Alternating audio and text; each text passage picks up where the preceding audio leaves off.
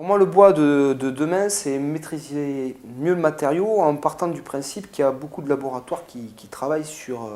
ce que les Anglais appellent wood, c'est du bois sans défaut. Et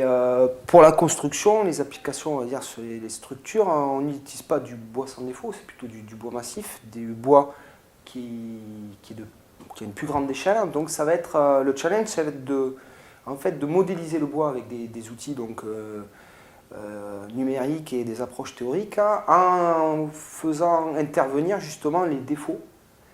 qui viennent de sa croissance naturelle, notamment les nœuds, les déviations de pente de fil. Donc cet enjeu, c'est de pouvoir, dans nos laboratoires, de caractériser non plus le bois au sens de wood en anglais, mais le timber. Donc les enjeux, ça va être de développer des approches qui sortent un petit peu des classiques des théories qu'on peut utiliser dans les matériaux homogènes, de manière à intégrer justement tous ces défauts qui donnent au timber, donc le bois de construction, sa variabilité, sa dispersion de résultats.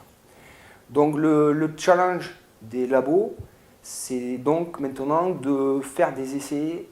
en quantité et aussi de développer de nouvelles approches qui sont différentes des matériaux donc homogènes et qui sont dédiés au bois pour pouvoir apprendre mieux de ce matériau qui est à la fois,